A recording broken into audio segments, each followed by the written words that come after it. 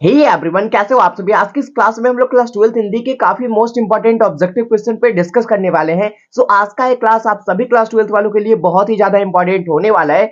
आप सभी वीडियो पे एंड तक बने रहना। एंड अगर आप सभी ने अभी तक इस वीडियो को लाइक नहीं करा ना, तो फटाक से वीडियो को लाइक कर लो एंड साथ में चैनल को सब्सक्राइब एंड बेल आइकन को प्रेस। आइए शुरू करते हैं। दोस्तों, सबसे पहला जो ऑब्जेक्टिव है आप सभी के सामने कि जयप्रकाश नारायण ने छात्र आंदोलन का नेतृत्व कब किया था। ठीक है, जो जयप्रकाश नारायण थे जिन्होंने संपूर्ण क्रांति चैप्टर को लिखा है, संपूर्ण क्रांति पाठ को लिखा है, तो आपको बताना है कि जयप्रकाश नारायण ने छात्र आंदोलन का नेतृत्व कब किया था। 1974 में, 1967 में, 1976 में या फिर 1977 में। तो इसका जो सही आंसर होगा, इसका जो सही आंसर हो जाएगा वो हो जाएगा 1974 में। ठीक है, 1974 ईस्वी में जयप्रकाश नारायण ने छात्र आंदोलन का नेतृत्व करा था। अब ये कहां पे करा था, तो मैं इसकी जानकारी मैं आपको बता दूं। इन्होंने पटना में करा था। कहां पे करा था? पटना में करा था। ठीक है, पटना में करा था। ऑलराइट, आ जाओ जी। अगला क्वेश्चन है कि अर्धनारीश्वर कल्पित रूप है। कल्पित कहने का मतलब कि माना गया। तो जो आपका अर्धनारीश्वर है वो किसका रूप माना गया है? ठीक है, राधा कृष्ण का, शंकर और पार्वती का, राम और सीता का, या फिर गणेश और लक्ष्मी का। ठीक है, तो इसका जो सही आंसर हो जाएगा, जो तुम्हारा अर्धनारीश्वर कल्पित रूप है वो माना गया है, ठीक है, शंकर और पार्वती का। बी वाला ऑप्शन आप सभी के सामने 100% सही हो जाएगा। अगला क्वेश्चन है 3 नंबर आप सभी के सामने कि समाज का विशेषण है। ठीक है, समाज का विशेषण क्या होगा? सामाजिक होगा या फिर समाज योग्य होगा या फिर असामाजिक होगा या फिर इनमें से कोई नहीं। तो जो आपका समाज का विशेषण है ना, वो तुम्हारा होगा सामाजिक। ए वाला ऑप्शन आप सभी के सामने 100% सही हो जाएगा। नेक्स्ट क्वेश्चन आप सभी के सामने 4 नंबर की भारत का विशेषण क्या है। ठीक है, विशेषण क्या होता है भाई? कोई भी चीज का विशेषता बताने वाले शब्द को हम लोग विशेषण कहते हैं, राइट। तो भारत का विशेषण क्या होगा? भारतीय हो जाएगा, सिंपल सा बात है। तो यहाँ पे देखो, एक तरीके से देखा जाए तो आपका ए और बी दोनों ऑप्शन सही है। ठीक है, ए और बी दोनों ऑप्शन सही है, बिकॉज ऑप्शन नंबर ए और ऑप्शन नंबर बी में सेम ही ऑप्शन दिए गए हैं, तो आपका दोनों ऑप्शन सही होगा। नेक्स्ट क्वेश्चन है 5 नंबर कि लंबोदर कौन सा समास है। लंबोदर कौन सा समास है? तो लंबा है उधर जिसका, राइट, लंबा है उधर जिसका, यानी कि ये तुम्हारा बहुव्रीहि समास हो जाएगा। सी वाला ऑप्शन आप सभी के सामने 100% सही हो जाएगा। नेक्स्ट क्वेश्चन, रंगून कहाँ है? ठीक है, ये जो आपका क्वेश्चन है ना, ये जो आपका ये जो क्वेश्चन है, ये कौन से चैप्टर से लिया गया है? ये लिया गया है एकांकी, जो आपका है ना सिपाही की माँ। ठीक है, सिपाही की माँ, जिसको मोहन राकेश जी ने लिखा है, इसी चैप्टर से लिया गया है कि जो रंगून है वो कहाँ पे है? नेपाल में। रंगून नेपाल में नहीं है, रंगून है भैया बर्मा में। ठीक है, रंगून है कहाँ? बर्मा में। बी वाला ऑप्शन आप सभी के सामने 100% करेक्ट हो जाएगा। नेक्स्ट क्वेश्चन 7 नंबर कि आपे से बाहर होना मुहावरे का अर्थ क्या है? ठीक है, कभी कभी ऐसा सिचुएशन आ जाता है कि तुम्हारा सामने वाला बंदा, मतलब तुम बोलते हो कि भाई तुम आपे से बाहर आ रहे हो, थोड़ा लिमिट में, या फिर इसका अर्थ क्या होता है एक्चुअल में? तो इसका जो अर्थ होता है वो होता है बहुत क्रोधित होना। ठीक है, जब कोई इंसान बहुत क्रोधित है तो तुम उसे संबोधित कर सकते हो कि भाई तुम आपे से बाहर हो चुके हो, थोड़ा लिमिट में, ध्यान से, थोड़ा समझ रहे हो चीजें। नेक्स्ट क्वेश्चन है 8 नंबर कि हार जीत कविता किस कविता संग्रह से ली गई है। ठीक है, ये जो तुम्हारी हार जीत कविता है, ठीक है, हार जीत कविता है जिसको अशोक वाजपेयी ने लिखा है, ये तुम्हारी एक गद्य कविता है। ठीक है, गद्य काव्य है। तो हार जीत कविता किस कविता संग्रह से ली गई है? अब इसका मतलब क्या हुआ? कविता संग्रह कहने का मतलब कि कविता संग्रह एक बहुत बड़ा संग्रह होता है जिसमें बहुत सारे कविताएं होते हैं। तो वही पूछा है कि किस कविता संग्रह से तुम्हारा हार जीत कविता लिया गया है।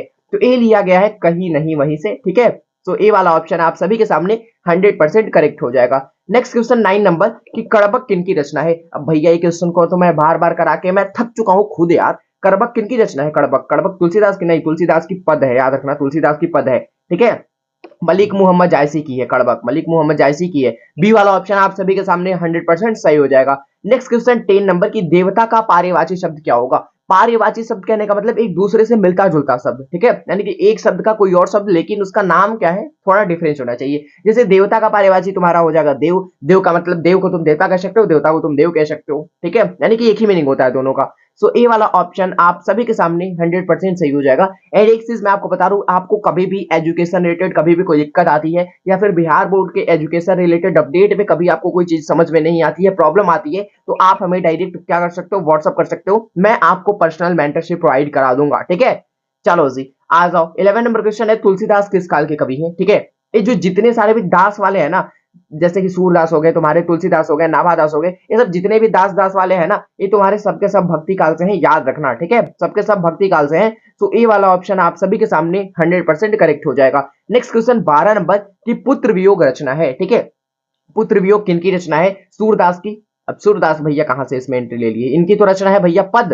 तुलसीदास की भी है पद। मलिक मोहम्मद जैसी का भी हमने देखा कड़बक है उनका, ठीक है। तो सुभद्रा कुमारी चौहान जी का है पुत्र वियोग। सो डी वाला ऑप्शन आप सभी के सामने 100% सही हो जाएगा।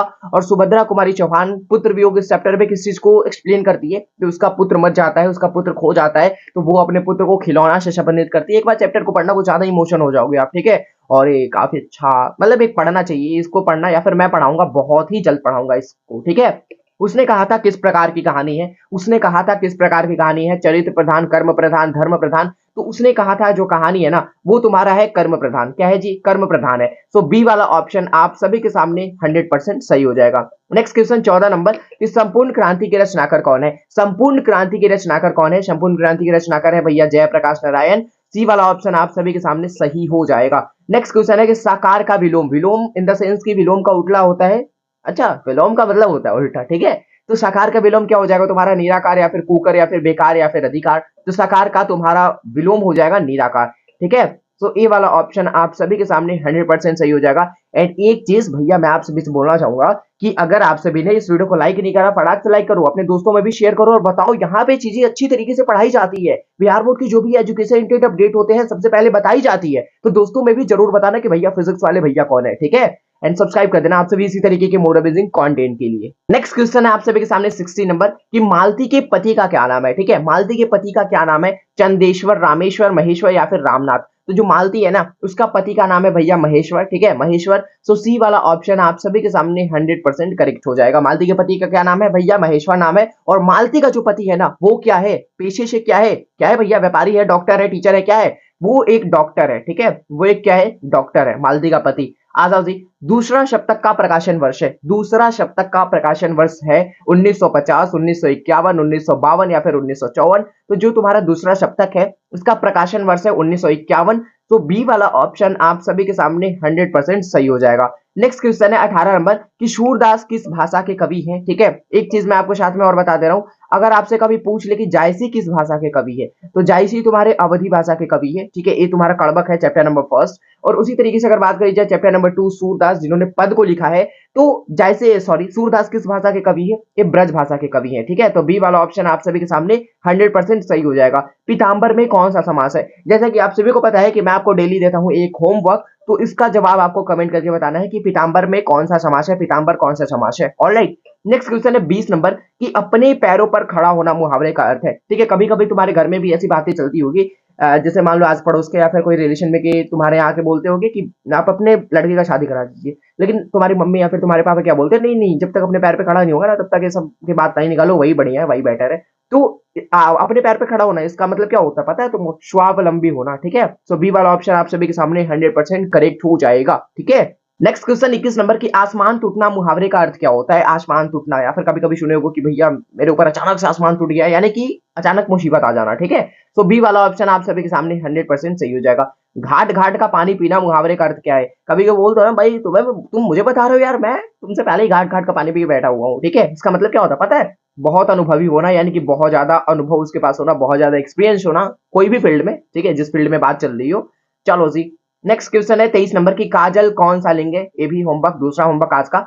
नेक्स्ट क्वेश्चन 24 नंबर की जयशंकर प्रसाद की नाट्य कृति कौन सी है? ऑप्शन ए है आप सभी के सामने ध्रुव स्वामिनी, आषाढ़ का एक दिन, लहरों के राजहंस, कोणार्क, ठीक है। तो इसका सही जवाब हो जाएगा जयशंकर प्रसाद की नाट्य कृति कौन सी है? ध्रुव स्वामिनी है। तो ए वाला ऑप्शन आप सभी के सामने 100% करेक्ट हो जाएगा। नेक्स्ट क्वेश्चन 25 नंबर कि सुभद्रा कुमारी चौहान के पिता का क्या नाम था, ठीक है। जो सुभद्रा कुमारी चौहान है उनके पिता का क्या नाम था? उनके पिता का नाम था ठाकुर रामनाथ सिंह। अगर वही तुमसे पूछ देता पिता के जगह पति का नाम, तो पति का नाम है ठाकुर, ठीक है, मैं लिख दे रहा हूं ठाकुर लक्ष्मण सिंह, याद रखना ठाकुर लक्ष्मण सिंह, और पिता का नाम ठाकुर रामनाथ सिंह, ठीक है। तो दोस्तों आज के इस क्लास में हमने हिंदी के काफी मोस्ट इंपॉर्टेंट पीवाई के क्वेश्चंस करे, जिसमें आपके हिंदी के बुक से भी क्वेश्चंस थे, जिसमें कुछ व्याकरण के भी क्वेश्चन इंक्लूड करे गए थे। सो आई होप आप सभी को आज का क्लास पसंद आया होगा, ठीक है। यहाँ तक आप सभी को आने के लिए थैंक यू सो मच दोस्तों, एंड लव यू मेरे share and send you. And तुम ज्यादा लोड ना लो, तुम ज्यादा टेंशन नहीं लो, क्योंकि तुम कर लोगे इस चीज को, ठीक है। जो तुम्हारी टारगेट है कि तुम्हें बोर्ड में 80% चाहिए, बोर्ड में तुम्हें 90% चाहिए, 95% चाहिए, तुम बस मेहनत करते जाओ। तुम एक कहावत सुने होगे कि कर्म करते जाओ, ठीक है? फल की चेष्टा ना करो, फल देना ऊपर वालों के हाथ में है, क्योंकि तुम जो मेहनत कर रहे हो, ठीक है? अगर तुम अपने मेहनत से संतुष्ट हो ना भैया,